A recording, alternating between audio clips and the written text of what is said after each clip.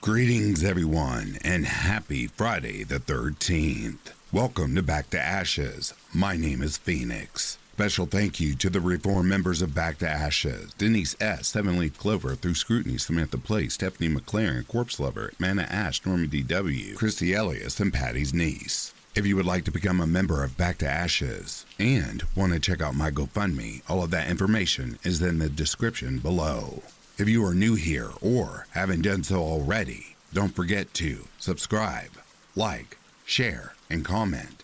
Not only does it push this video into the algorithm, it also will remind you of every time I upload a new story. With all of that being said, it is time to go back to ashes. For once we arise from the ashes, we are a bigger, brighter, stronger, and a happier person in the morning. Sit back, relax, kick back, grab your snacks, or snuggle in and get warm, and prepare for this mega dose of vocal melatonin entitled Friday the 13th.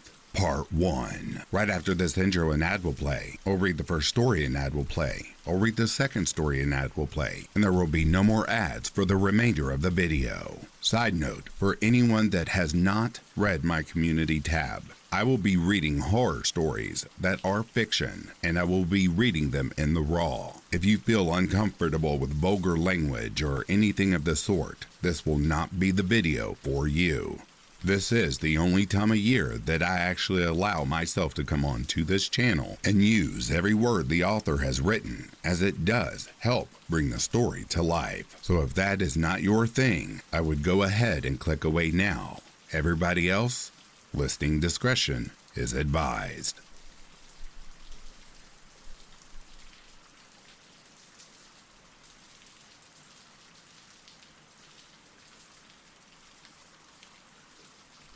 The Darkness of the Lonely Mine. Please let me introduce myself. I am Leonardo D. It's not my true name, but it will do for now. I would like to tell you about living in a very dark world of mental health issues, suffering from sexual and physical abuse by my father, which led to a drug addiction. Let's start the story. I was born in the early 60s to a French mother who was a pagan white witch, and a German father. His history will come out in the story. I was brought up in the Jewish quarters of Paris. I have been trying over the years to the reason why I suffered such violence, which was full of anger from my father. My mother was a small, petite, elegant, beautiful lady. She was a psychiatric nurse who worked in a lunatic asylum in Paris. Father worked in Paris for a German communication company developed from German technology and the Second World War. Now, let's begin the dark side of this story. My suffering along with the suffering of my mother at the hands of my father. For me, it started at the age of 5. I was a small, petite child with long white hair and big blue eyes, the finest example of the true Aryan German. But I wasn't growing tall and strong like my father. He wanted me to be just like him, and very muscular and tall, but I wasn't growing tall. My father was a part of the Nazi fascist group. He told me that I was an embarrassment to the German Aryan race. You should be growing up into a real Aryan race German and not a little retarded bastard like you. Or how can something like you be related to me? Then the beating started with such violence and brutality. And when he was finished beating me, he would rape me, and I was just 5 years old. My mother tried to stop him, but he would turn around and start to beat and rape her as well.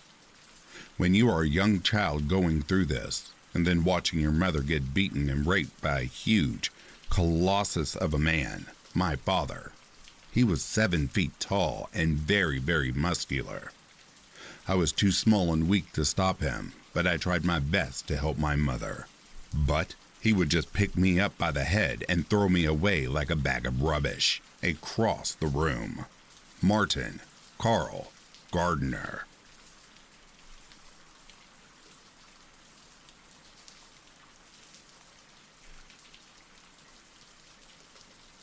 All right, dear listeners, the next stories are actually a series broken up into parts. I will read which part I'm reading before I start. Here we go. The Missing of Halloween, Part 1. This story comes from Celtic pagans with their beliefs from 1200 years ago. In the 12th century, the pagans made masks for the children to hide that they were children in the villages from the darkness of the evil spirits that came once a year. On the eve of the festival of Samhain, to celebrate on the 31st of October, the last day of the harvest before winter came. At the end of this day, when the darkness of night came, so would the winged demons for the youngsters. But upon this festival night, as the villages were enjoying themselves, they forgot that the demons were coming to harvest the youngsters. The villagers are at the heights of the festival and enjoying eating, drinking, dancing, and laughing in each other's company, and watching the children play. The adults were looking forward to the wild boar roasting over the fire and drinking far too much mead. They had been working hard all through the summer and maintaining the crops in the fields. So now they were enjoying the fruits of their labor, so much that they are not watching the night skies for what is about to come. And that this Lilith, the mother of all demons, is looking for children to take and turn into her demon children. The villages are enjoying the festival and drinking and getting drunk on mead. Then one man looks up and notices the winged demand hovering and watching the children, and starts shouting to the children, "She's here! She's here! Get the children!" Now the nightmare begins and death is all around.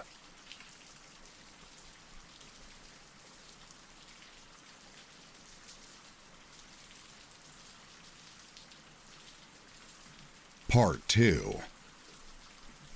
Evina, help me find the children. They are not wearing the masks. She can see them. Hurry! We must hide all the children. Quickly! Diarmude, will you gather all of the children by the fires? She doesn't like fire because it will make her stay away. From the fires, Diarmude, by the fires. Children, come to me. Listen to me. You have to stay near the fires. They will keep Lilith away from you. It's the heat. She can't stand the heat. Now, run along. Fast. Diarmude, my husband, you are a brave man. Please be careful. Lilith is flying over the village. She is still flying over and looking for the children, and everyone else is running around looking for a place of safety and the masks for their children. But it's too late.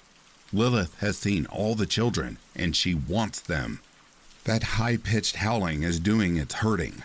It's inside of my ears. It's making them bleed. Evina, Lilith is flying away from the village. The children are safe for now, and she will be back. Lilith, the mother of all demons, will not give up until she has every child. We need to collect more wood and keep the fires going. Diarmude, we have to find out if any children are missing. Lilith kept swooping down upon the children. I ain't too sure she managed to take any. Evina, look at those dark sprites behind you. Run fast and tell everybody to start spreading the sage and salt onto the ground. It will keep them away. Go, now! Lilith is coming back with more flying demons, and Diarmude and half of the children are missing. The people who have lost their children have told me that it was the dark spirits that have taken them. The spirits are killing the parents. Diarmude, Lilith is destroying this village. Just take a look at the village. It's on fire. There's nothing left. It's time to leave and take our $2 to safety.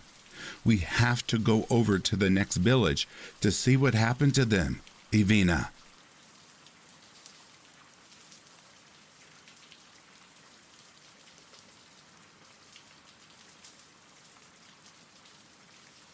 Part 3.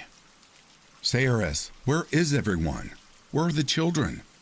CRS, the children. Lilith's flying demon and the dark came from nowhere. They took all the children and destroyed the village. Sayori, what the spirits have done to the rest of the villagers is not normal. These spirits came from an evil, dark realm from within the underworld. My daughters, Ruby and Seomin, have been taken. We have to find a way to get everyone else back, especially the children, Evina. Evina, these are the mothers who are left with children. Art, Nora, Ado, and Aof, also myself, are the only females left from this village. Between all of us, there are 10 children, and with the children we have saved 23. Listen, it's Lilith. I can hear her wings as she's flying. Did you hear that high-pitched screeching? Children, listen to me. Put your masks on now and run into the forest. Art, look, she's not coming this way. Lilith is flying towards the village of Ecus, which has a large number of people and children. Lilith will feast upon them without mercy. Nora and Ado, both of you, are Reiki masters. Will you work together and try to stop Lilith and her dark spirits? Sayores, we will try. You have to understand that Lilith is the monster of all demons, and a very powerful demon. She is one of the very first demons.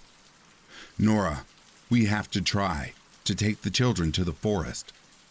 Lilith can't go into the trees because of her wings, and the dark spirits will not enter the ancient forest because it is a very holy place for pagans. Aof, we have to get in a circle and ask Maka, the goddess, for protection before we go into battle with Lilith and her dark spirits. We can get rid of them, but we cannot destroy Lilith. If we remove the darkness of the spirits, Lilith will fly away. It's the groundwalkers that we have to deal with first. Now, let's ask Maka to join us in battle.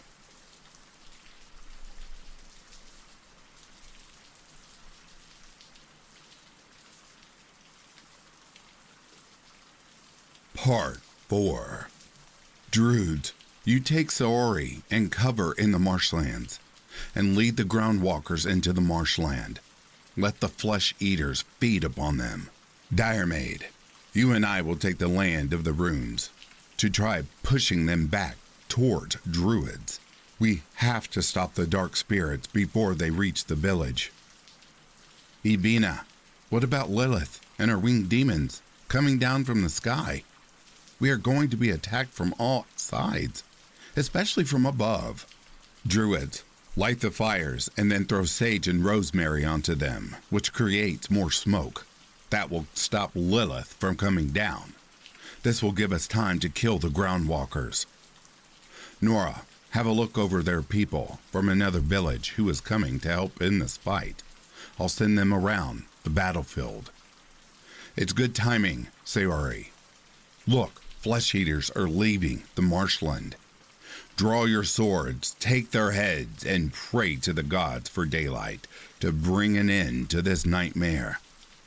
Sayaris, Lilith is trying to send her winged demon through the smoke to attack us and look for children. She is just hovering above, waiting for an opportunity. Nora, Lilith can hover as much as she wants. Just listen to the screams of fear and pain from our people caused by Lilith and her dark army. Evina, over here. Dire Maid, thank the gods you are alive. I thought you were dead. I'm so happy to see you, my love. I love you so much. When will this night end? Evina, my love, the night is coming to an end. We have killed a lot of Lilith's dark army, but we have lost a lot of people tonight. The flesh eaters have taken their fill on this night. Where are my children? Please tell me if they are safe and alive, Dire Maid. I can't live without my babies. Look, everyone, it's daylight. It's daylight. We have won against the darkness of Lilith.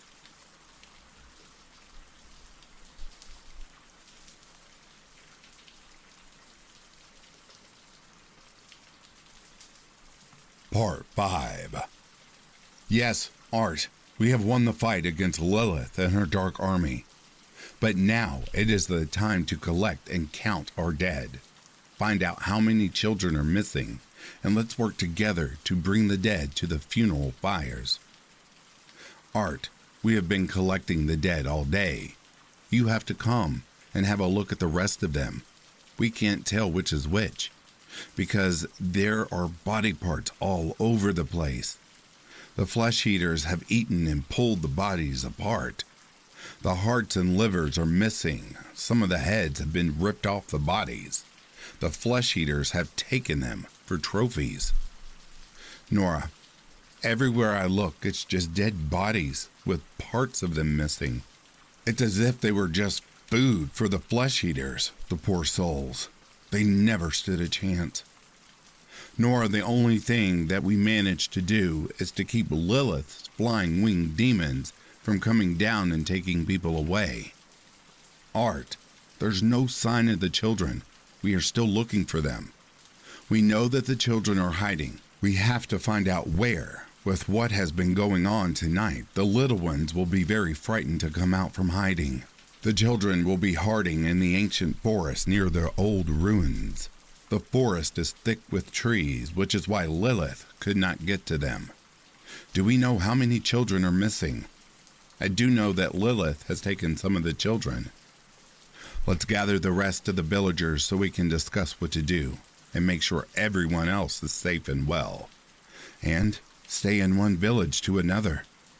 In the morning, start making plans to go and get the children back from Lilith.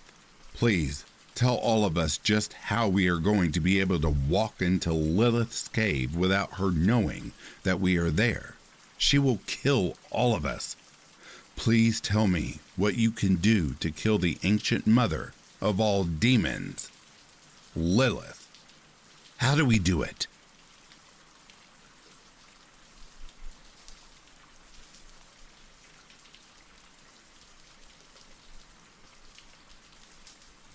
Part 6.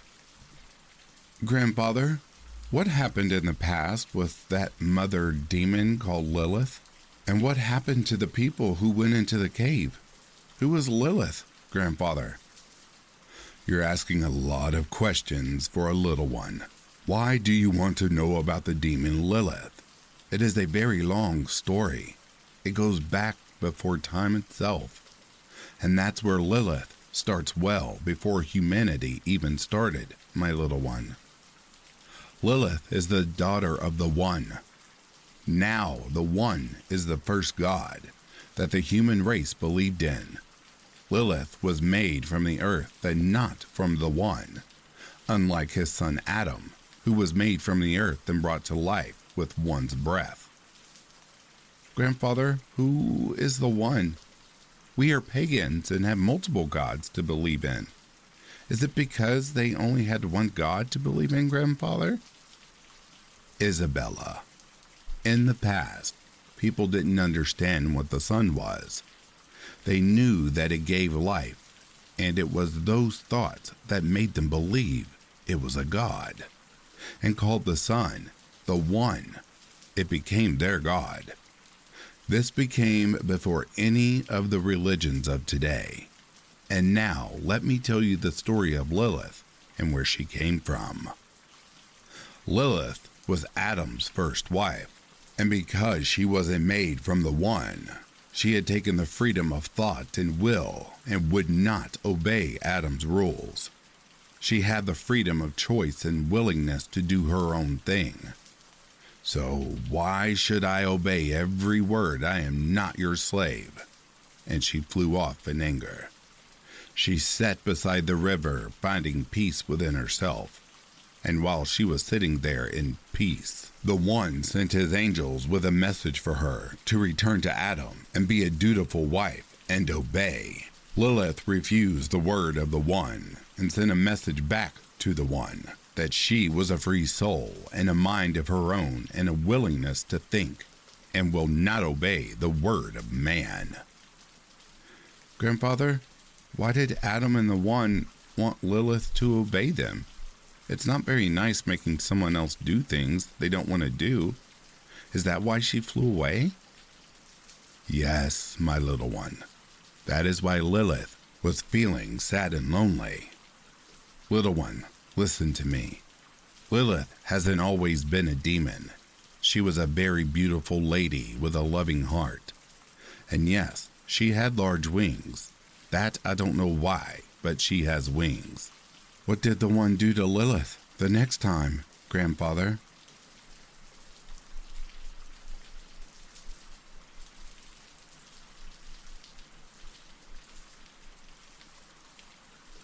Part 7, the finale. What happened next, Isabella? The next thing that the one, Lilith, was sitting on the edge of the cliff, just enjoying the view, and wondering what she was doing with her life now. Lilith heard a deep voice. Lilith, return to your husband and obey his word. Do not refuse me. I'll banish you from this land and take the first 100 of your firstborn children. Obey me, Lilith. You are my daughter. It doesn't matter that you are my father. All you want from me is that I obey you and Adam. Why should I obey both of you? What about me and what I want? I don't love Adam. I refuse to stay in a marriage which makes me feel so unhappy. Adam is so demanding and needy. What about my needs? You are taking them away from me just to make your special son happy. No, I don't want to go back to that. Do as you will, Father. Where did Lilith go after the argument with her father? Did she fly away, Grandfather? Isabella, my little one. Lilith was so upset with her father for not supporting her that she flew off into the desert to be by herself. Lilith wanted more out of life. She wanted to be free to reach out, to have a better chance at life for herself. Grandfather, has Lilith ever had children of her own? What did she have, a boy or a girl? Isabella, Lilith did have children. For every 100 firstborn, the one took the life of the child as punishment for disobeying his rule. Isabella, Lilith falls in love with a handsome young man called Lucifer, who offers Lilith great powers, eternal beauty, and immortality. Lilith says yes, and she becomes Queen of the Night, the mother of all demons. This makes the one stop taking the lives of her firstborn. But Lilith, in vengeance, takes the children from the one because he created all of the human race. This is why Lilith turned children into demons.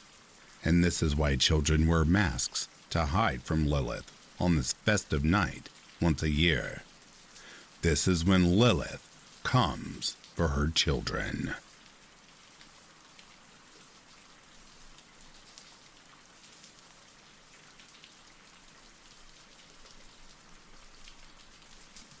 It started as most things do, with my bedroom. I was surfing around on YouTube looking for funny videos or scary videos when I stumbled across something that caught my interest. It was run by a user who went by The Meat Man, and it involves stop-motion footage using some very disturbing puppets. The thing that honestly caught my eye first was the thumbnail. It was a figure that appeared to be crafted entirely out of ground meat. I remember seeing the model and lifting an eyebrow as I took in what I was seeing. Now, when I tell you that the models were grotesque, I don't mean that they are ugly or badly made. They were very well put together, and the amount of detail that had gone into them was astonishing. These meat puppets had hair and clothes and facial features that had all been meticulously crafted to the point of being a little uncanny. I would have almost expected them to blink or move on their own, and they seemed too lifelike for the medium. The episode I found was episode 5, And as I watched it, I quickly began to realize that this was no normal bit of YouTube content. Episode 5 involved 3 characters, Lisa, Steve, and Michael, as they prepared for the arrival of a 4th character, Dawn. The background music was jangly and discordant, somewhere between a calliope and a merry-go-round, and it often made the voices hard to hear.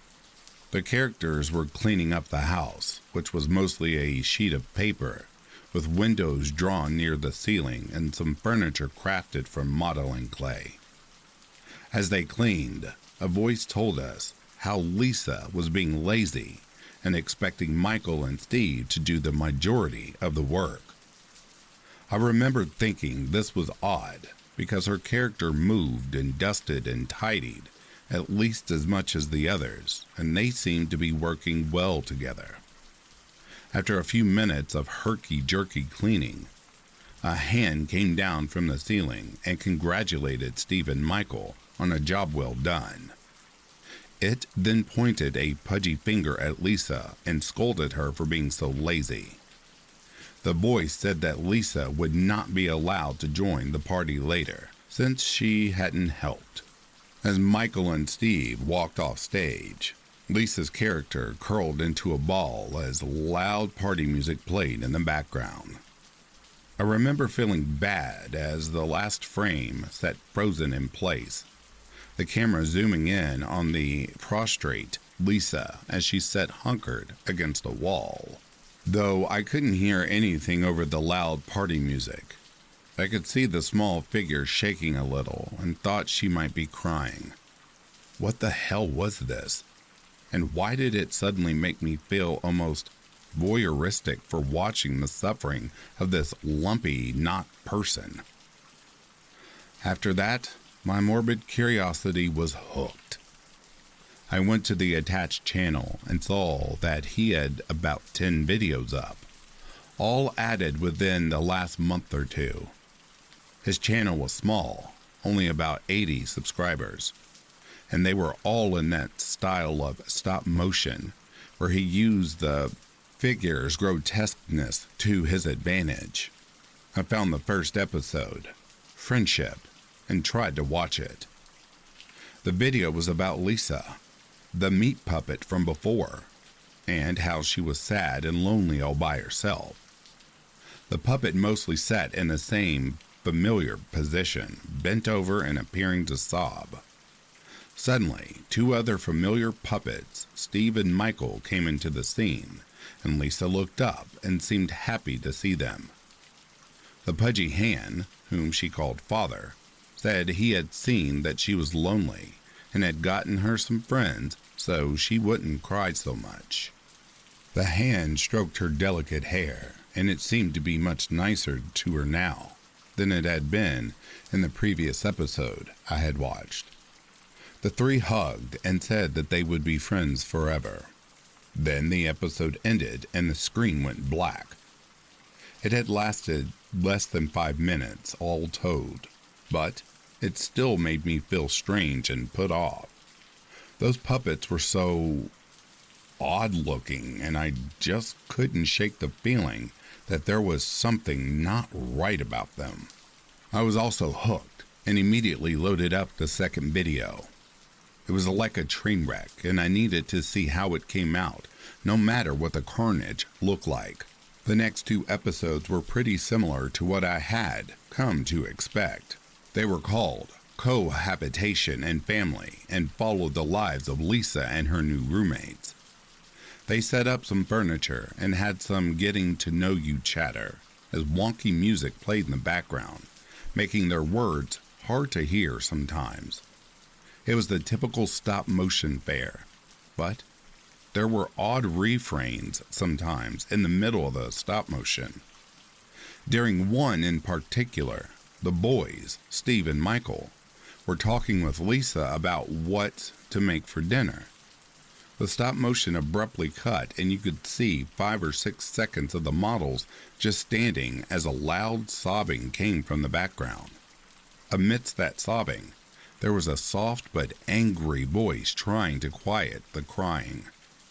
I had to rewind it a few times in order to catch it, and I remember wondering if this was some sort of artistic film or something. Was the artist trying to make some kind of point or something? Maybe he was trying to hide it amidst the stop motion to make it even more avant-garde? It wasn't until the 4th episode that things got bad for Lisa. I noticed that while the first 3 videos had come out one a day, the 4th video had taken almost a week to come out. This wouldn't have been strange for any other channel, but the total shift from episode 3 to episode 4 was alarming. The video was about 5 minutes long and seemed to entail Lisa going out on her own one night and getting lost. She had gone out for a walk, despite being told not to by the father hand, and had gotten herself lost in a forest that had been drawn on white paper. The trees were the big swampy kind you often saw on kids' art assignments, and it was clear that Father Hand was no artist. He wasn't a consistent narrator either, because his voice and his tone seemed to get angrier the longer the episodes went on. The condition of the puppet looking ghastly, and that only added to the surreal horror of the show. The Lisa puppet was clearly in bad shape, and halfway through the show, a piece fell off of her and landed on the table. The narration ended abruptly as the music continued over the visual of the graying puppet just standing in place. The sound of someone stomping off was audible over the jangling discord, and the steps sounded heavy and angry. There was a brief moment where the sound of someone begging to be let go, but it cut away just as the sound of screaming started. The video was edited badly, and an attempt had clearly been made to cut it out. When the show resumed, the Lisa puppet had completed again with what appeared to be a fresh hunk of meat attached. Towards the end of the episode, the Lisa puppet bent over and seemed to weep as she was alone and scared in the forest. This weeping was overlaid by a soft and frantic weeping in the background, though I'm not sure we were meant to hear that part. All of a sudden, the father hand came and showed her the way home. It scolded her for running away and told her she must never do that again. Much like an actual father, the hand seemed relieved as well as angry, and Lisa went with him to the house meekly enough. When they returned, the Steve and Michael puppet did not seem happy to see her. They shunned her silently, and the episode ended with Lisa crying in a corner somewhere. Then the episode faded to black and the credits rolled. I hovered my mouse over episode 6, not sure if I really wanted to watch it. Episode 4, called Thankless, made episode 5 make a lot more sense now. Father Hand was still likely punishing Lisa for running away, though the start of the episode made it very clear that she had just been going on a walk. The episodes were easy enough to follow, but something in them still made me uneasy. Why were these characters living under this fatherly Hand character? Why did the narrator call them roommates if Father Hand treated some of them like children? The whole story just had an odd, surrealist nature to it, and there seemed to be an underlying story that I just wasn't getting. I was invested though, and had to see how it turned out. Episode 6 was the strangest by far, and the comments on the video seemed to prove that I wasn't just going crazy. It was called Melancholy, and the episode started with the same weird dance music, and a shot of Lisa hunched up and crying. The crying, however, was not the canned sound it had been before. The episode was 3.5 minutes of someone sobbing heartbreakingly, the kind of sobs that are equal parts hopelessness and terror. The camera seemed to be slowly panning in on the intricate face of the meat puppet as the sobs in the background went on and on. I had seen some strange videos in my time, but this one definitely took the cake. The final shot was of the eye of the meat puppet, clearly defined and lovingly traced. You could see the meat beginning to mold, see the bright splotches that decorated the surface, and just before the screen faded to black, you could hear the elevated terror in the voice of the person sobbing before it was shut off by the end of the episode. I had to take a break after that one, reading the comments as I tried to make sense of what I had just watched. The Meat Man's audience seemed to be a little divided on whether this was an artistic expression or something much darker. A user had said that the sobbing and screaming had been unique and that he couldn't find them on any of the usual free use sites. Another user questioned whether they were too real or not, thinking this might be part of someone's torture fantasy. But others seemed to think it was just some avant-garde piece that was a little too pompous for its own good. What they did agree on was that even if it was acting, the screams were a little too real, and that all of them felt some sort of way about those cries of anguish. I had hoped that maybe episode 7 would be a return to sanity. But episode 7, called Jealousy, was just as weird. The narrator was telling us that the Dawn character was adjusting very nicely to the house. All the tenants loved her. They all wanted to be her friend. And indeed, the father hand, Steve, and Michael were all standing around her and moving animatedly. Only one character, Lisa, didn't seem to want to be friends with Dawn. She seemed to be in another room, still hunkered up and crying. The narrator explained that Lisa was jealous of Dawn, and that father was becoming cross with her attitude. The sobs from the previous episodes were gone, but there were some other low noises barely discernible over the loud jangling music. The puppet seemed to be in a much better condition as well, and I suppose they had changed the meat on them recently. The father hand came and yelled at Lisa some more, but she just stayed hunkered up and crying. Finally, he left, and the episode ended as the camera zoomed in on the little meat woman, hunkered in her anguish. I looked at the next episode and wondered if I really wanted to see more.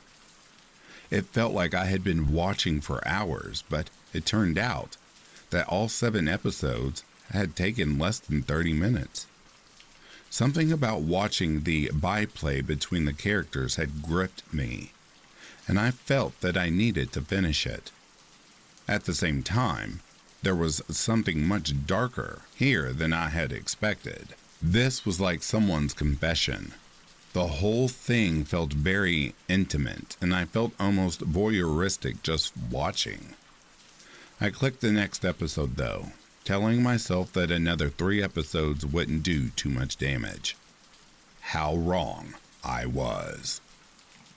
Episode 8, called Hatred, opened with Elisa leaning against a paper wall as the others tried to get into her room. They started out nicely, asking her to come out, wanting to talk and wanting to see her.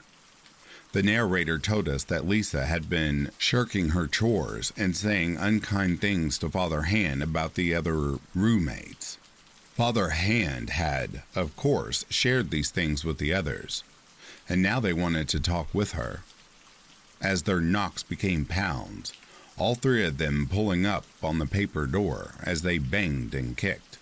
Lisa put her hands to her ears and put her head between her knees. The narrator told us how Michael and Steve wanted to talk with her, and how Dawn was really upset that Lisa would judge her so hastily. As they pounded and banged on the paper door, Father Hand suddenly came into the scene. Lisa looked up from her knees and seemed unsure of what to make of the sudden appearance of the fatherly phalange. Father Hand told her that she had brought discord to the house and that he could no longer ignore her insolence. The hand turned itself into a fist and began to beat the puppet savagely. Chunks of meat fell off and were squashed between the pounding. The wire body was twisted and warped, and the whole scene was made all the more horrific by the overlying carnival tune that scratched like razors across my brain. It ended as Steve and Michael knocked and the camera zoomed in on the sad pile of meat that Lisa had become. The episode ended abruptly, and when I saw a pale figure staring back at me from the suddenly dark screen, it took me a half second to realize the pale and sweating figure was me.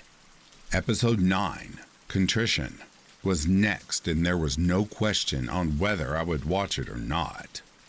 I needed to know what came next. Episode 9 was as different from the others as night and day. It was a shaky cam of someone walking through a wood by night. A butter yellow light provided a small patch of illumination, and whoever was recording was breathing heavily as they trudged through the woods. The woods were preternaturally silent as they went, and the leaves crunching underfoot were loud and jarring. The video was 4 minutes long, and 3.5 minutes were nothing but walking feet, crunching leaves and heavy breathing.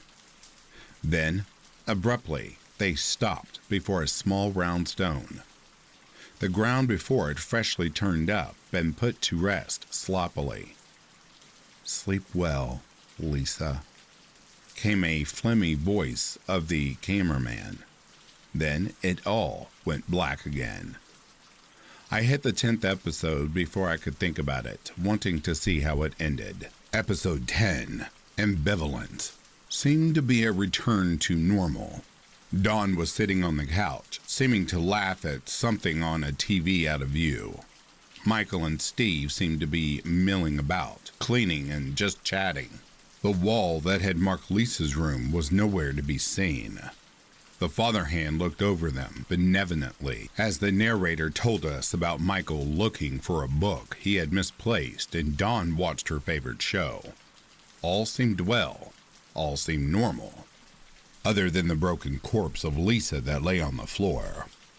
The damage that Father Hand had done still lay about the ground, and the meat was brown and dry.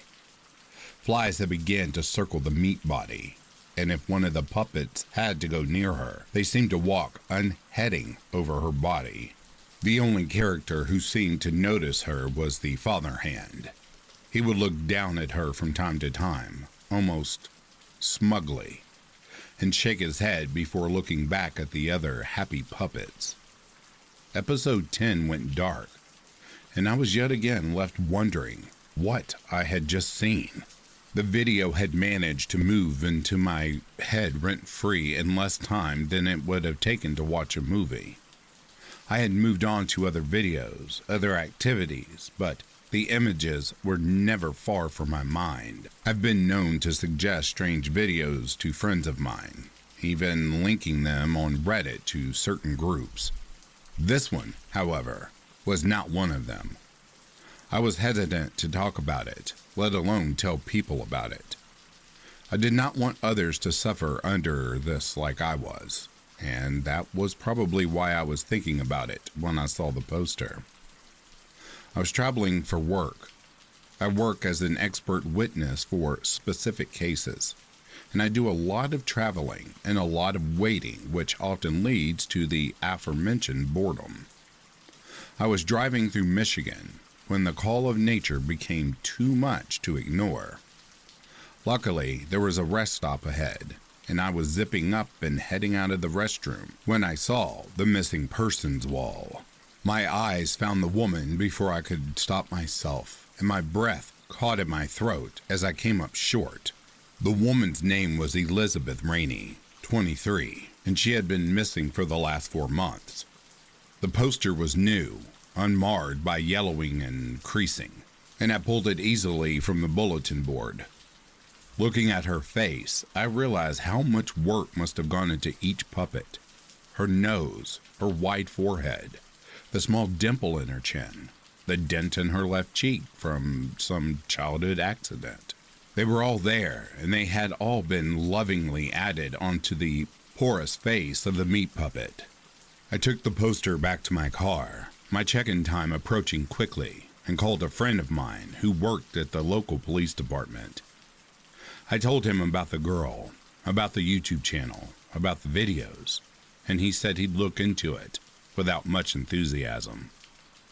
When he called me later that day to thank me for the information, he sounded much, much more interested in what I had to say. I called him again a few weeks later and offered to buy him drinks if he'd sate my curiosity. He was willing, but said I might not want to know as bad as I thought I did. Over drinks, he told me the whole story. My friend had a friend too. His friend was an agent with the FBI, and after watching the videos, my friend had told his friend. He sent him a link to the channel and asked him to take a look. After watching the drama himself, he had tracked the IP and decided to see what they would find out about this guy.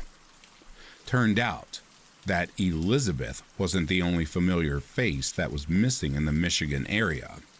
Michael Chavez, Stephen Showett, and Don Lee were also missing from the same area.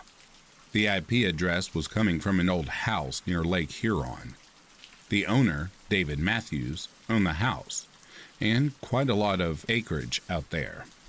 When they had raided his house, they had caught David by surprise and found more than they bargained for. He had been keeping them in his basement. The sick bastard had a large finished basement with 4 separate rooms. The central room held a couch, a TV, and a large kitchen table with a small set for the show and a camera. The puppets were on the shelf nearby, their bodies gray and sagging off their clothes hanger bodies. The other implement in the room was a large rusty meat grinder. A meat grinder with strains of rotting meat hanging from the spout. He said the flies had been thick in the room, and the sounds of moans had not begun until they started kicking down doors. Don, Michael, and Steve were lying in their respective rooms. Most of them, anyway, he had said, taking a long pull from his beer. He sent me the photos of the crime scene. I wish to God he hadn't. David had been in the room that had likely once belonged to Elizabeth. He had been wearing her dress, the fabric badly stretched around his frame, and was sobbing in the corner. No matter what the agent said to him, his response was always the same, his rocking making a strange grinding noise as his butt slid over the concrete. He said, "I shouldn't have played God. I shouldn't have made her sleep." He just kept saying it again and again and again. The others didn't say much of anything, my friend had told me. He had scooped them to the bone, cutting off fingers and toes and arms and legs so he could grind them up to make their puppets. He'd used tourniquets and animal tranquilizers to keep them alive. Michael and Steve were little more than torsos, Steve having half a leg and Michael little more than an elbow. Dawn was missing her legs, but her arms were thankfully intact.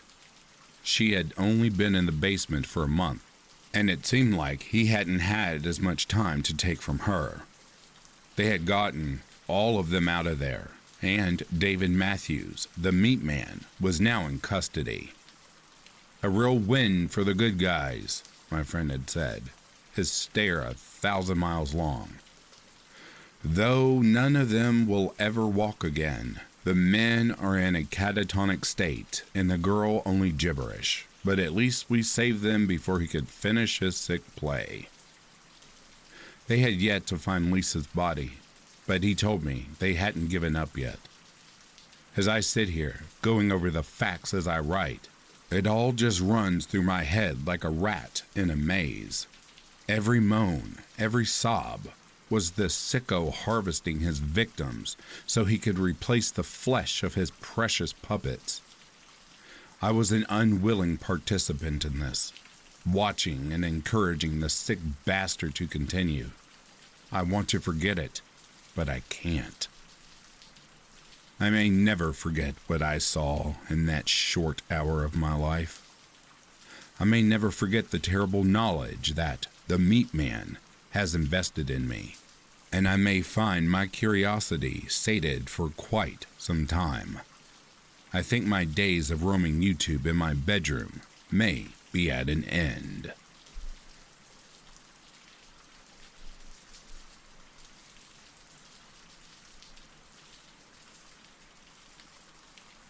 The dead leaves crunch beneath my boots as they disintegrate into the frost-covered dirt.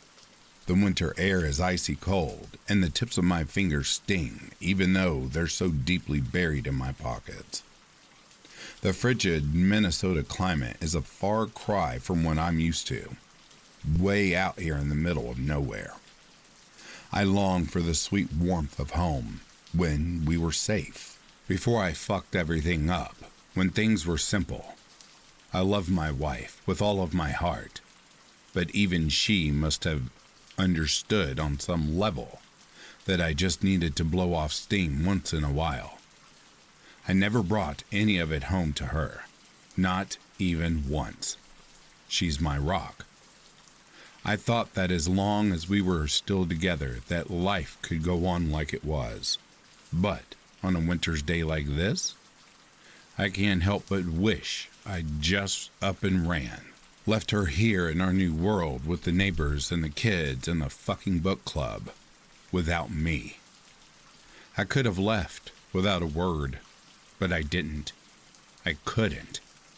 She had to hear it from me first, not some asshole cop or a vulturous reporter or on the news. No, she deserves better than that. Our children were at school when I told her about those girls they found buried in the hills, about why we really had to move across the country. She didn't believe me at first. She couldn't. But when she saw it in my eyes that I was telling the truth, that it wasn't just some cruel joke, she wouldn't stop crying. I couldn't bring myself to comfort her. She didn't want me to anyway. Not anymore. So I left. I left her there to grieve for me. Just the same as if I'd simply abandoned her entirely. I walked for miles, all the way to the nearest town, where I found myself staring up at a church steeple. I sat alone, sequestered on the far end of the shiny wooden pew closest to Christ, nailed to his crimson-streaked cross. My eyes met his, and I saw them as unforgiving. I expected nothing less. Wandering back into the street, now growing dark and mostly deserted, I began to walk again to nowhere in particular, into the wilderness. The dusk light shone through the treetops in slivers of golden orange landing on the pale white frost on the forest floor. A large rock amidst a small clearing serves as a comforting place to rest. I shiver and long. Long for LA, the beach, the sun, the girls. The wind's waning howl is drowned out by police sirens wailing, growing louder and closer. My only regret was bringing her into this, as sweet and innocent as a lamb, now forever ruined by my sick legacy. I hope she believed me when I told her how sorry I was. I really meant it. The gun feels cold against my head.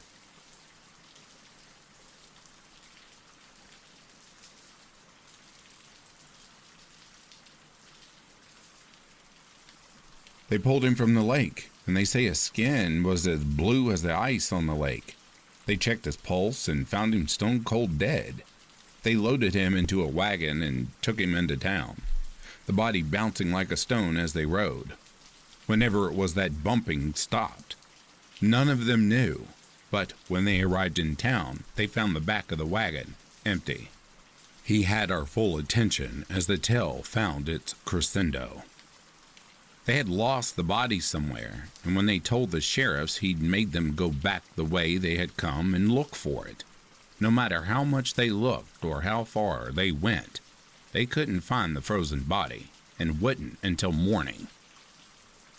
The sound of a chirp crunching against John's teeth sounded very loud in the space, but we all pushed it out of our minds as we listened.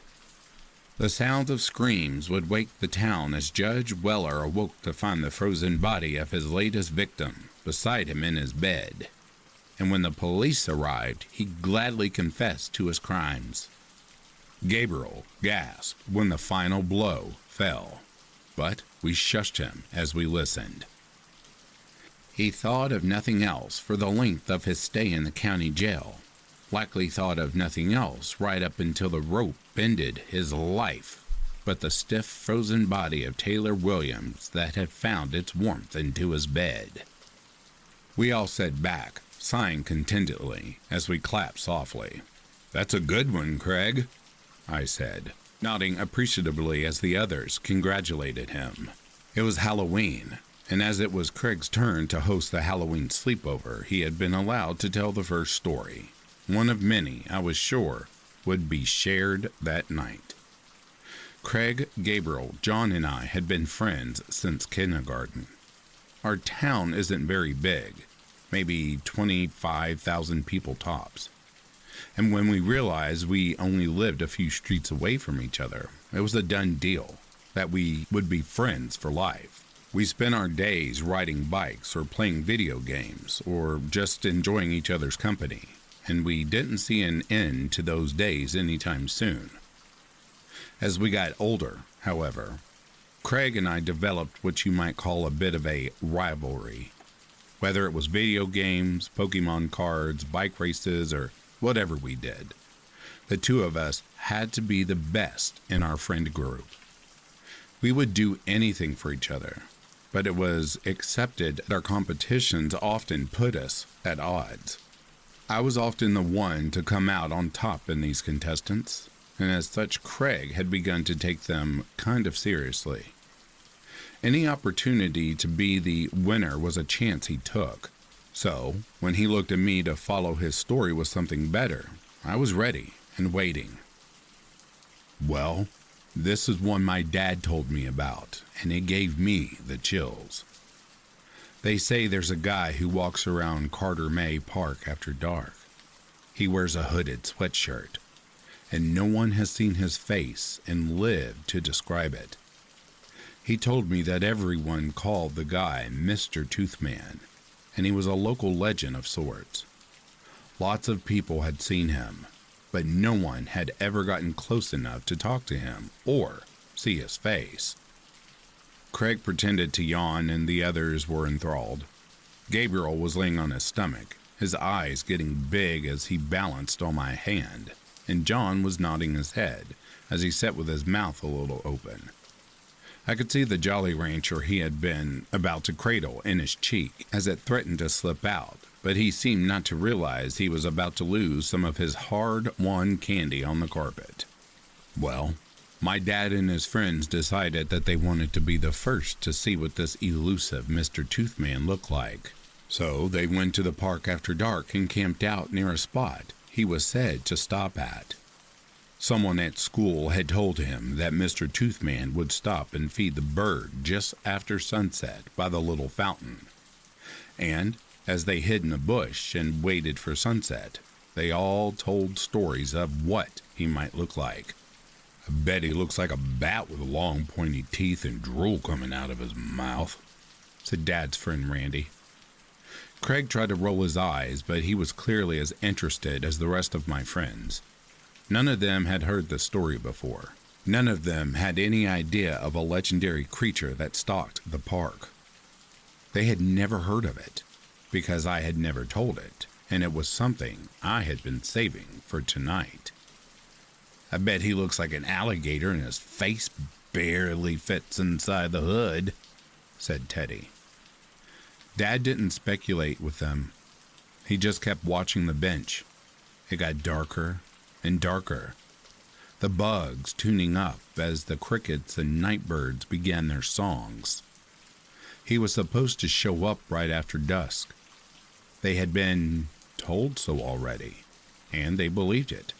But he still wasn't there, and the mosquitoes were beginning to bite. A dog barked outside, but none of them took notice. They were all too enthralled by the story to give it a thought. "I bet he looks like a monster from under the bed," Teddy said suddenly. "And when he gets you, he drags you into the dark and swallows you whole." "I bet," said a cold, deep voice, "that he gobbles up naughty children who are out past their bedtime." They turned, and there he was. His hood was down, but Dad said he couldn't see his face in the gloom. All three went tearing off as fast as they could, the tooth man right behind them. They ran for home as fast as they were able to, his running steps right behind them. Dad said he was making a weird sucking noise, like he was trying to stop from drooling at the sight of such tasty flesh. They ran and ran, and when they got to Teddy's house, which was closer, they discovered that he wasn't with them. Gabriel gasped, but it was pretty expected. They told his parents that the tooth man had gotten him, but they never really believed them. The police were called, and when the boys told them that the tooth man had gotten Teddy, they didn't believe them either. The park was searched, but nothing was ever found. Teddy remains missing to this day, and you can still see the tooth man walking in the park sometimes. They say he still sits on the bench, feeding the nightbirds, waiting for his next victim to come wandering by. As I finished, the others clapped softly, telling me that it really had been a great story. All but Craig, of course. "Yeah, it was okay. Kind of believable, despite your best efforts, though." "Oh, it's real," I shot back as I grabbed some candy from my nearby bag. My dad said he was there. His friend Teddy was never seen again, and his other friend Randy moved away a few months later. His parents were afraid he might go missing too, and they sold their house and got the hell out of town. Craig made a disbelieving noise. "Oh, come on. Like anyone would buy that. You made it all up. Just admit it." I glowered at him, my candy still half unrolled. "Are you calling my dad a liar? Because he wouldn't lie to me about anything like that." "All right then," Craig said, grinning. "Prove it." I looked at him skeptically. How?" "Let's all go to Center May Park right now. It's right down the road from here, like a 10-minute walk. It's already 9 o'clock, so this tooth man should be there. We can see him and get home before my mom wakes up and comes to check on us." I started to decline, but why shouldn't we go? Never mind that we were 4 12-year-olds who were talking about going out well after dark. Never mind that we were children who were talking about going to find a creature that snatched children. It was Halloween, and tonight anything was possible. Why wouldn't we go to the park and catch a glimpse of a real-life monster? Tonight was the night for seeing monsters, wasn't it? "All right, Craig, let's go. Let's go have a look then." He started to look a little skeptical, but then I crossed my arms and delivered the final blow. "Oh, come on now. You aren't chicken, are you?" That sealed it, and about 5 minutes later, we were slipping out of his garage and making our way down the sidewalk. The streets were empty, the kids inside asleep or counting their candies, and we had the world to ourselves, it seemed. The odd car rolled by to break that illusion now and then, but our only company on the walk was the scuttle of trash or the flap of a bat in the slight wind. It was quiet. the night just beginning to stretch its fingers across town. And as the moon hung high and pregnant over top of us, it seemed that anything really could be possible. The park was lit by intermittent light poles, and the islands of light were welcome reprieves in the murky blackness. We couldn't see the hay sculptures that the town had erected in the park, remnants of its Halloween event earlier that week, and they seemed monstrous in the quiet night. The playground was still covered in thick fake spider webs that the town had put there, and it all seemed very spooky to 4 kids out past curfew. We heard the fountain before we came upon it. It was sitting in an intersection of 3 light poles, and they cast an eerie light across the everlapping surface of the water. Coins gleamed within the belly of that fountain. We had all glimpsed them greedily from time to time. As we got closer, we stopped at the sight of someone sitting on the edge of the fountain. He was hunched over, his chin against the back of his hand, and we crouched down as we tried to hide from him. My heart beat a little faster as my eyes bore into him. Was this the tooth man my father had told us about? No way, Gabriel breathed, slouching behind a shrub as we stared at the man on the edge of the fountain.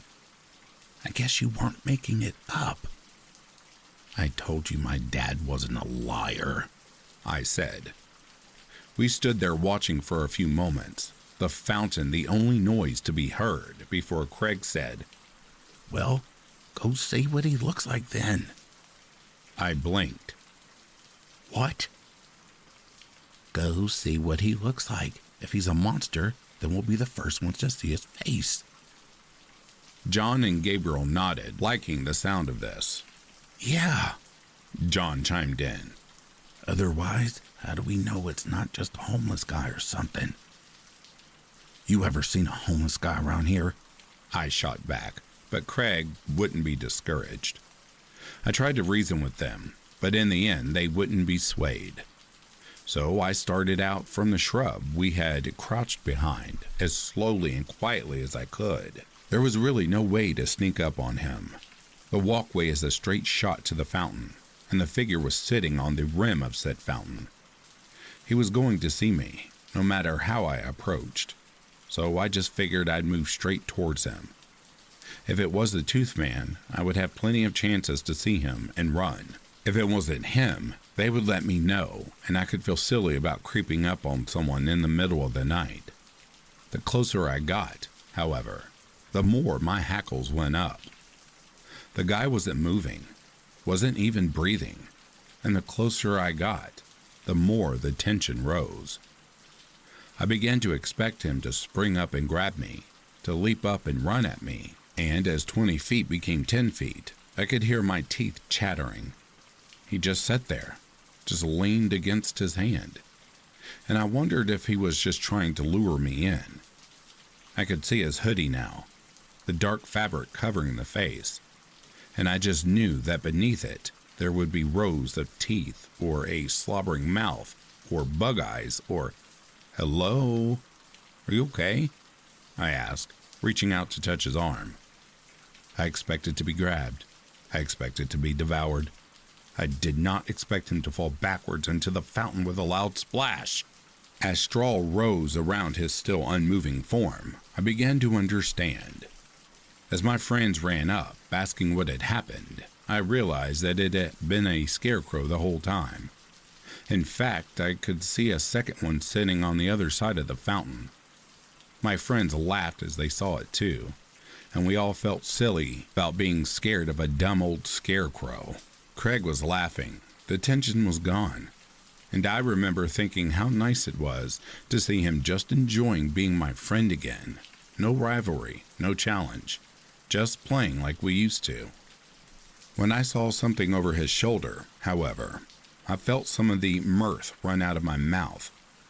Sitting on the bench across from the fountain, about 10 feet from our little group, was another figure sitting on a park bench. There was a bag in its hand, popcorn or seeds, and it appeared to be feeding the birds. It wasn't moving. It didn't even appear to be breathing. And it, too, was dressed in a black hoodie and ratty jeans. The shadowy hood was facing towards us, and the depths were dark enough that I couldn't make out anything within. Craig seemed to grasp that I was looking past him, and then he turned around and I heard him chuckle. Man, these things are everywhere. They probably won't mind if we push them over, right? They're just hay, and they're probably just going to throw them out. I wanted to stop him as he walked towards it, but John and Gabriel were already going to shove the other scarecrows in as it sat on the other side of the fountain. They thought I had done it on purpose, thought I had realized it wasn't real as I came up, and they wanted some Halloween mischief too. The tension was gone. It was all fun and games again, and I was the only one to see Craig as he approached the bench. "They look so real," I heard him half whisper. I could almost believe it was. The thing reached up and grabbed him just as the other scarecrow went into the fountain, and his screams of panic were lost amidst the splash. The hand holding the bag let it drop to the ground, and as Craig tried to pull away, I saw it rise slowly towards the hood. My other friends hadn't noticed yet. They were still too busy with the scarecrow that they had pushed into the fountain, and as much as I wanted to move my feet, I was frozen to the sidewalk. Craig was begging for help, screaming for his mother, and as the hood came down, I joined my scream of terror to his. They had named him aptly. His head was bald and pink, like a blobfish we had made fun of in science class the year before. Ugh. His nose was thick and squashy, and his eyes were like little pits in his oddly shaped face. His mouth took up the majority of that face, and it was horrible enough to make up for the rest. His teeth were like sewing needles, a double row of sharp, steely gray fangs, and when he opened his jaws, it looked like he could just swallow Craig whole. Craig stopped screaming when that mouth fell over his face, and that was when John and Gabriel figured out that something else was going on. We ran like frightened rabbits, our minds commanding us to get as far from danger as possible, and I'm ashamed to say that we left Craig there. There was nothing we could do for him anyway. Craig's mom answered the door after about 5 minutes of pounding and screaming. She came fully awake as we started trying to tell her what had happened. The cops came in a hurry when she called them, and we took them to the spot where he had been attacked. There was no sign of Craig or the man, but there was enough blood to prove that something had happened over there. It stained the pavement and bench, and the city would spend days afterward trying to get it off. We were all taken to the station so we could give our statement, and when I told them that my dad had told me the story about the Tooth Man, they brought him in too. Dad was still in his pajamas, pale and scared and unsure of what the hell was going on, and he hugged me when he saw me. He and my mom had been in the lobby of the police station for a while, and they had told them very little about what had happened. They were worried about that I had been hurt or even killed, and seeing me sent relief washing through them. That relief was smothered when I told him that we had seen the Tooth Man. What? The Tooth Man, I reiterated. The one from your story. The one who took Teddy, remember? Dad looked confused. That's impossible, kiddo. No, I said. We saw him. He had a black hoodie that covered his face. He was on the bench beside the fountain. Craig thought it was a scarecrow, and he went to go push him over, and that's when it got him. It's the Tooth Man. You told me about him. You said it was a story, buddy, he said, looking at the police as if begging them to believe him. I made it up. I never had a friend go missing. I just made up a scary story to tell you. There's no such thing as the Tooth Man. The police let us go not long after, but I think about that Halloween a lot, especially around this time of year. Turns out that Craig had been right all along. My dad had been a liar. My dad had made up a story I told my friends. And if I hadn't told it, then we would never have been in the park that night. No one knows who or what took Craig. But, like the Randy from his story, his family moved away not long after.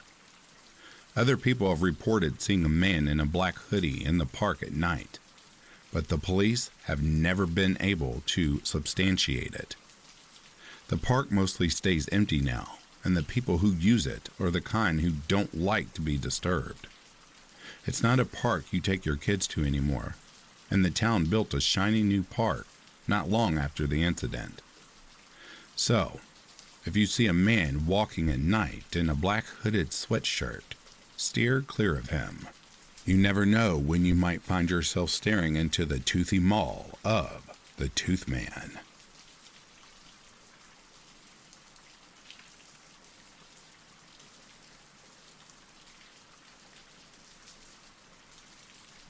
I used to believe that miracles were nothing but fairy tales once upon a time, when I was just a young nurse starting my career at the Sunshine Children's Ward.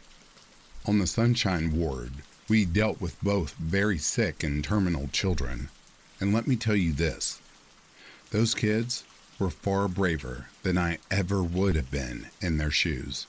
One in particular was a young girl named Julie. She had been born with Down syndrome and didn't talk verbally, but communicated through drawing instead. The poor thing had been given a terminal cancer diagnosis at the age of just 10 years old. Yet, she continued to smile. I almost broke down in front of her when I looked at her Crayola drawings. In one, she had herself as a smiling angel floating up into the clouds. And in another, she had drawn her parents looking sad as they stood beside an empty bed. I interpreted it as her own way of saying goodbye to her parents, letting them know that everything was going to be okay. Julie's health seriously declined over the next month, to a point in which she was emaciated and struggling to breathe. The cancer had spread to her lungs, causing her to continually cough up blood. It was the first time I had ever seen her look that frightened. It was too much for me. I had to leave the room to cry. As I stood outside her room sobbing, a man who I had never seen approached me suddenly and startled me. The kind, podgy-faced man held out a tissue. "Dry those eyes, for today is no day for tears," he said warmly. I don't know what it was about that man. There was just something odd about him, but definitely not in a bad way. He then turned away without another word and entered Julie's room. Wait, you can't go in there," I shouted. He didn't listen, and the door slammed shut behind him. When I tried to open the door, it was like the force of 1,000 men pressing against it, stopping me from entering. "Somebody get security!" I screamed. By the time security arrived, the door finally opened. A sickly, pale, emaciated man crawled outside, grunting in pain and vomiting blood. It was the same man from just minutes prior, only he looked much different, like he was at death's door. As blood pooled from his mouth, he looked up at me, and with the last of his strength, he smiled before succumbing to death. To mine and everybody's surprise, Julie came walking out of the room breathing normally, no longer looking pale and thin, but vibrant and healthy. And as if things were not strange enough, she could now speak for the first time in her life. "Mr. Miracle said I didn't have to die today," she said. Not a day goes by when I don't think about that day. The day I discovered that miracles really do exist.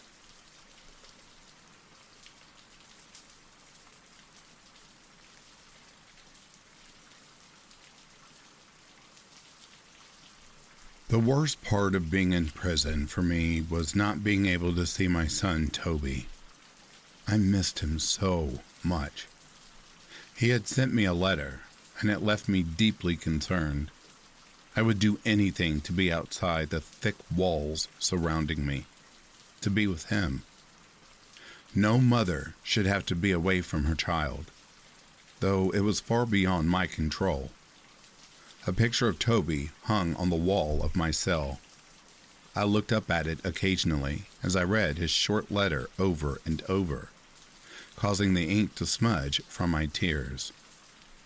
To Sylvia White, prisoner number 464, sender Toby White. Hello, Mommy. I really miss you. When am I going to see you? It is lonely here and very cold, and I have not seen any light, only dark now. My baby needed help. What kind of nightmare was he in? What did he mean by only dark greets me now? I wanted answers. I told one of the wardens about the letter, and he just shrugged it off like it was nothing.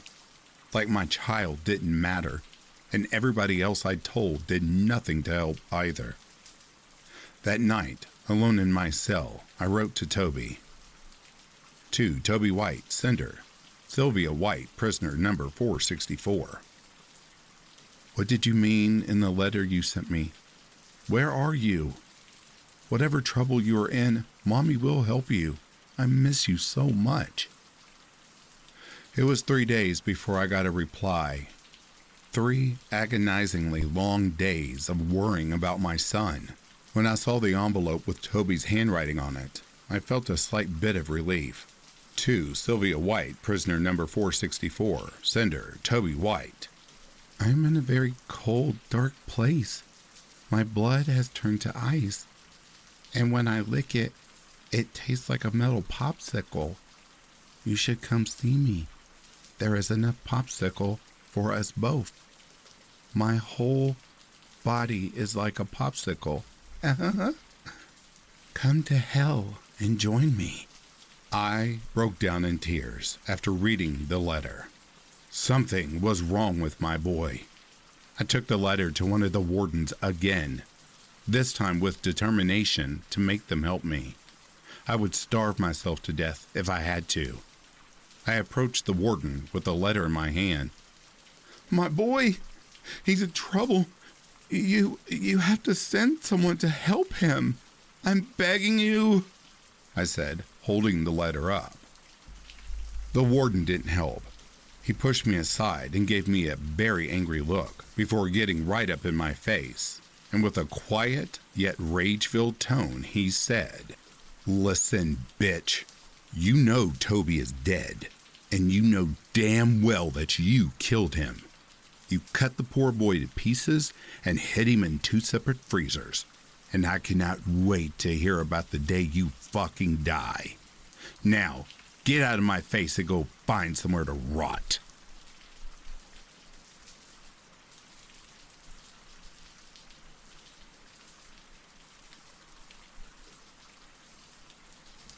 As cliche as it sounds, I was absolutely born to kill. There are simply no two ways about it. My brain wiring just ain't right. You know what I mean? I'm so fucking addicted to killing people and playing around with their insides. like a child in a sand pit. Women are my preference, particularly prostitutes, as they are for many serial killers. But in all honesty, I take great pleasure in killing anyone, to be fair. But there is something special about the ladies of the night. There are those with dark intentions, what a gazelle is to a hungry lion. Easy prey. My first victim, a prostitute by the name of Maureen, had told me she was 42, but she actually looked to be in her mid-50s. Anyway, I opened her up with my blade, then fondled with her kidneys in my hands. After I was done, I went to clean myself up, and this is where I noticed something odd. As I looked in the mirror, there was a middle-aged woman standing behind me. She looked just like that dead sack of mutton in my living room. I turned around, but nobody was there. I turned to the mirror again. There she was, watching me with those sad, blank eyes. She never left, not even weeks after her body had been disposed of. She wasn't just in the mirrors either. She appeared on any reflective surface, always silent, always watching.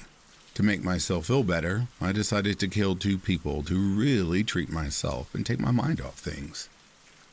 Yep, that was a bad idea.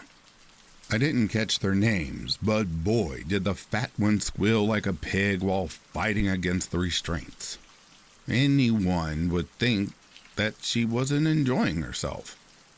But she soon shut up after I stuck a Stanley blade into her throat. When I woke up the next morning and looked into the mirror, there was now 3 women standing there. The 2 from the previous night, along with Maureen standing behind them. "Go away!" I yelled. They didn't listen. I couldn't even look at my phone without seeing them peering back at me. They were following me, watching me from everywhere. Foolishly, I decided to ignore it, to carry on with my life as normal. After all, we all go a little crazy sometimes, as Norman Bates would say.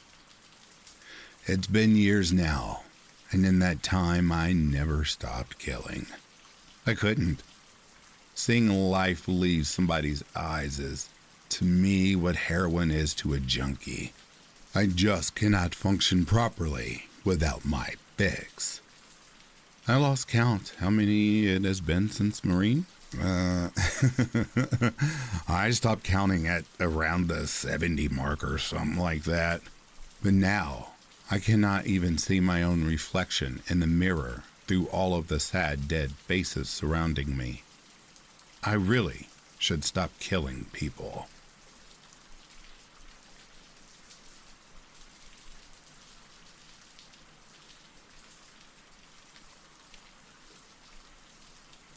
Malcolm's room was certainly no environment in which one remained healthy for too long. In the far corner was an aromatic pile of fecal matter, which was almost as tall as the ceiling. Quite literally a mountain of shit. It was his offerings to the Lord of Flies, whose divine presence graced him with thousands of his legion buzzing around the room and his head. There were voices in the buzzing of those flies, whispering little secrets into his ear. "Mommy's going to send you back to the funny farm." Of course, he had expected as much. The voices only served to confirm his suspicions. The old cunt was going to send him back to that horrible hospital. 3 flies danced beside his ear. "What are you going to do about it?" Malcolm paused and thought for a long while before the flies helped his slow mind along. "Smother her." Malcolm again paused in long thought, as he pondered the decision as best as he could. His main concern was whether he would be able to overpower his mother. "She's 72, Malcolm. Are you telling me you can't smother that old bag of shit?" They were right.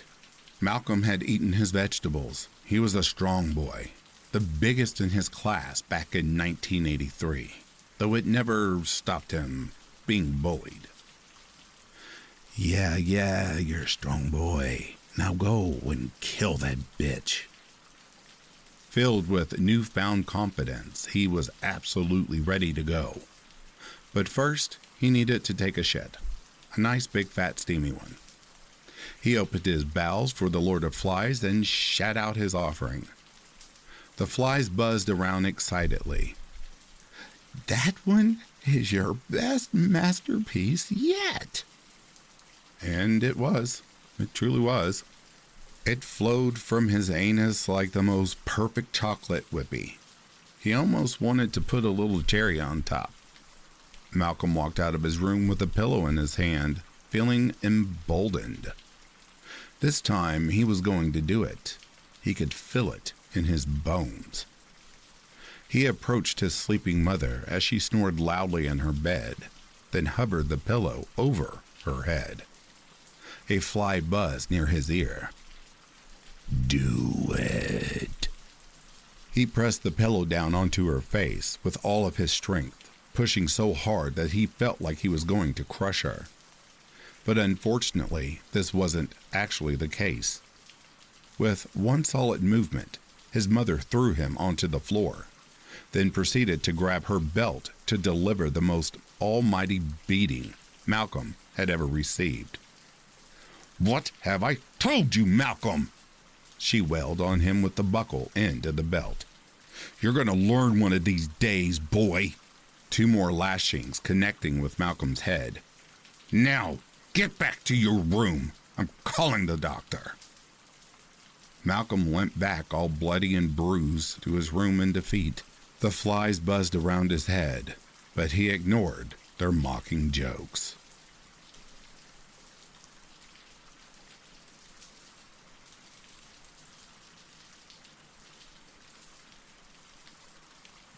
Out of jail, I resumed my search for the empty box. The box had taken both my mother and my father and my best friend. When I found it, I planned to destroy it and set them free. It had all started with a package delivered to our front porch.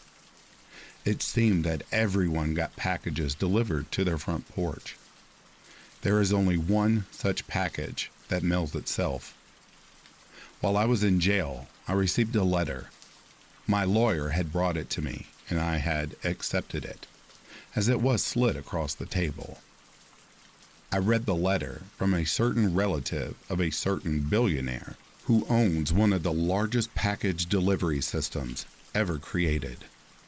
The letter detailed how it had all started with a deal made with something from the depths of time.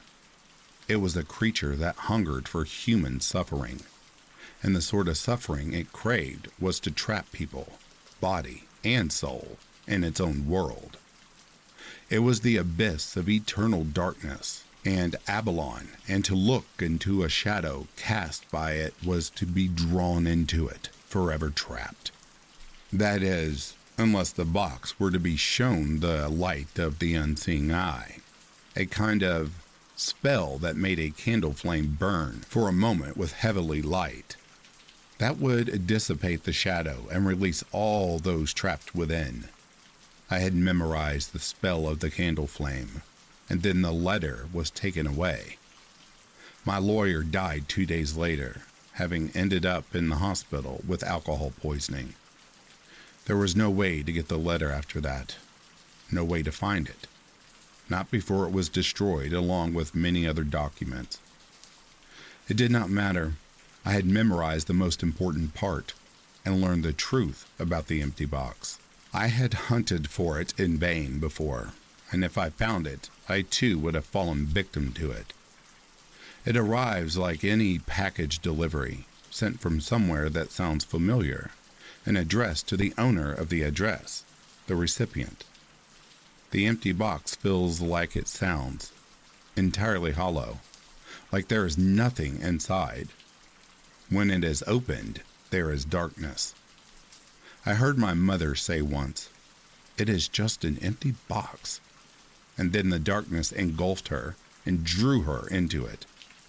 The box seemed almost shut, and my father, although terrified, opened it and looked inside. He too was drawn into it, wrapped in the darkness. I felt terrible fear and sweating, and my heart seemed to have stopped beating. The sweat on my body felt freezing, as though the heat were drawn into it. The cold air made me shudder as I stared in disbelief at the empty box, just sitting there. For a moment, I thought I could hear the screams of hundreds of people echoing quietly from within the empty box. That is when my best friend, Ludicious, came out of our kitchen. "Where are your parents?" she asked. She sounded tough and fearless. I felt weak and small, terrified. I pointed at the box. No, wait, I told Ludicious, but she wasn't afraid of anything. They're in the box? She asked incredulously. Yes. I gasped in horror, realizing moment by moment what had happened. I did not understand yet what the box had done. I had seen it, but I could not comprehend it. That is when Ludicious opened the empty box, and it took her too. I screamed and fell out of my seat. I scrambled away from it and crawled as fast as I could outside. For a day, I lost my mind, wandering and babbling incoherently. When the police arrested me for loitering, I was seen by a psychiatrist, and they took a blood sample to determine if I might be on drugs. Eventually, I was released, but not before I gave a statement to the police about what had happened with the empty box. When I went home, the empty box was gone. I spent days feeling deranged, worried about my own mental health. What had happened was real, and there was no way to prove it. The best people in my life are gone, taken by the empty box. It was then that I was walking, wandering down the street, when I saw a package delivered to someone's porch. I stood and watched with trepidation, sensing somehow that the empty box was nearby. I could not be sure, but the closer I got, the more I felt it. Could almost hear the sounds of those who were trapped inside. That is what I thought. So, I began to wander around searching for it. Whenever I saw a package upon someone's porch, I would run up and shake it to make sure it wasn't empty. I didn't find the empty box again. I kept getting into trouble. People caught me on camera, and there were barking dogs and threats with guns and all sorts of trouble. People don't appreciate porch pirates, and that is what I had become, because nobody believed me. Then, one day, I was arrested for my trespasses and suspicion of theft. I was charged with numerous counts of porch piracy, none of which I was guilty, for I had never stolen any packages. It did not matter. I spent 11 months in jail. While I was there, I told my story to my lawyer, who seemed to believe me. My lawyer wrote to the owner of the package delivery company, asking for a resolution to my claims. Neither of us expected a reply, but it was worth the effort, because there is no telling when a billionaire might turn out to be someone who will help someone like me. The letter reached someone who knew the truth and decided to write back, offering to help by telling me how to undo the curse. When I was finally out of jail, I resumed my quest.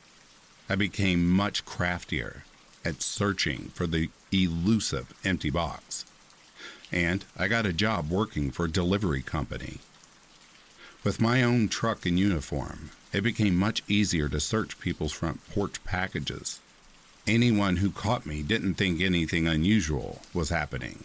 They just presumed I had business on their porch lifting and shaking their package and then replacing it where I had found it. I am still searching for the empty box, and when I find it, I will cast the spell of the candle flame upon it. I will destroy the evil that melds itself from one home to another, destroying families, unknown to the rest of the world. Not all missing people will stay missing forever. Some of them are going to come back someday, on the day when I find the empty box.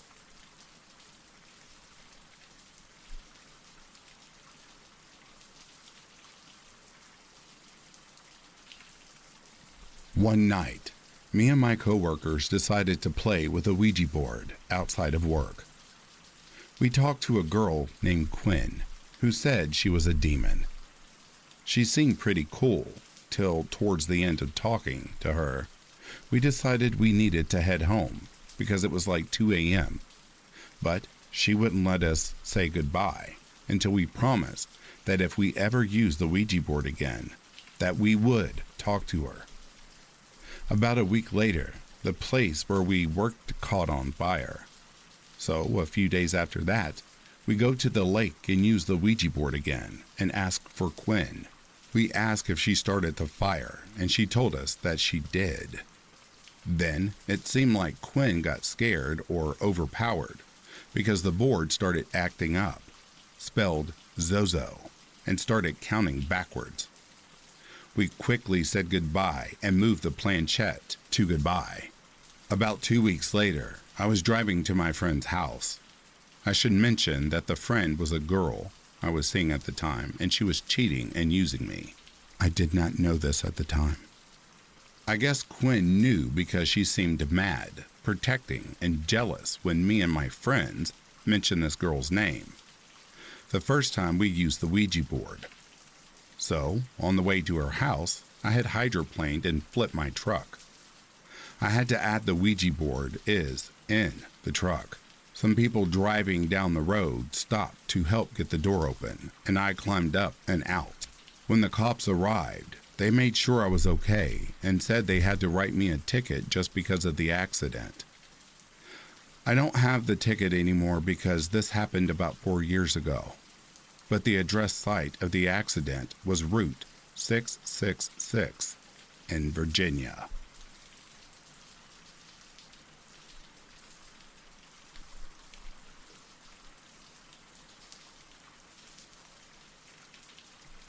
That wasn't so difficult, was it?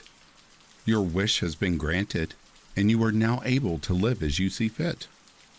Of course, this ritual has been of no small cost to myself, so I'll be leaving you this handy note to explain all of the new stipulations I've added to cover the cost, and how to avoid them. Good luck. Day rules. You should be safe enough during the day. None of the friends I borrowed from are brave enough to come out while the sun is on the horizon, so you should be fine. Rule number 1. Try to stay in groups of 3 or more. While they prefer to come out at night, that doesn't mean they can't come out during the day. Rule 1A. Occasionally, anybody you know and are close with can become compromised. This isn't a major issue, but you do need to know how to deal with it. Look for any deformities that wouldn't necessarily be obvious at first glance, such as new jewelry or an eye color change. Rule 1B. If you notice a friend has potentially been replaced, you need not worry. Simply separate from that person as soon as reasonably possible and return home. They will not harm you in the presence of others, but staying near them will make it easier for them to track you. When you get home, lock all of your doors and go to your room for the remainder of the day, and leave as little as possible. Rule number 2. Don't gamble or play any games that have the potential for gambling. It may remind them of what I've It may remind them of what you've taken from them. Rule number 3. Stay cautious. Use common sense and be aware. There are the most common scenarios, but they aren't the only possible occurrences. I can't cover everything, so if something seems suspicious, stay away from it. Night rules. Generally speaking, the lack of light makes it easier for any bad actors to cross over to the mortal plane. Apply any rules from the daytime set to be safe. Rule number 1.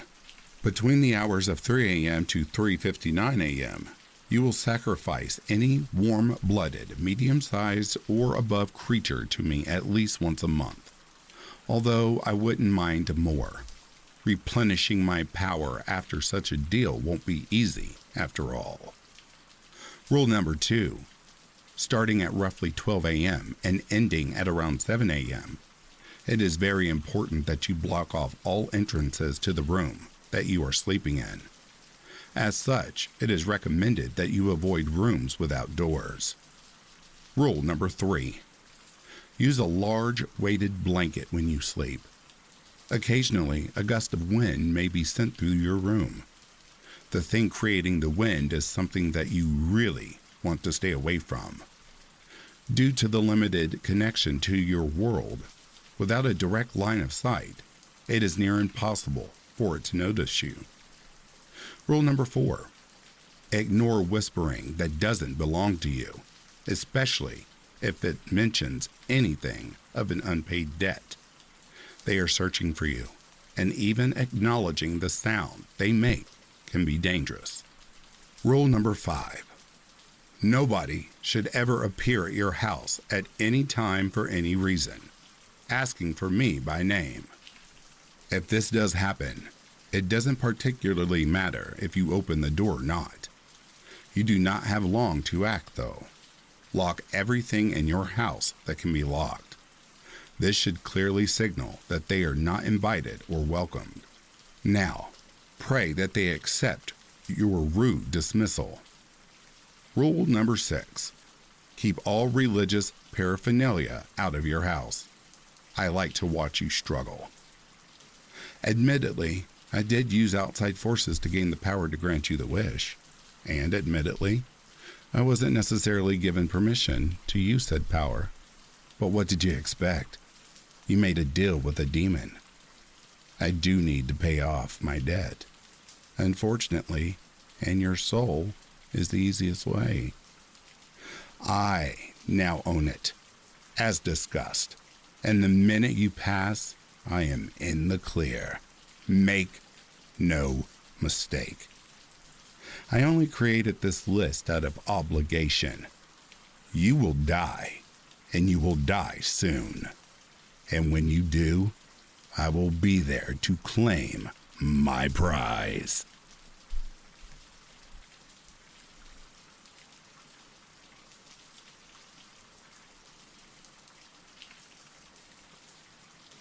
Alrighty, dear listeners, this brings a close to Friday the 13th, Part 1. If you are sleeping, I hope Slumberland is treating you kindly. If you're awake, I hope you've enjoyed this collection. Stay tuned for the next ones. In the meantime, please take care of yourselves. I'll be reading to you soon. Have yourself a good morning, a good afternoon, or good evening. Peace, love, and light to you all.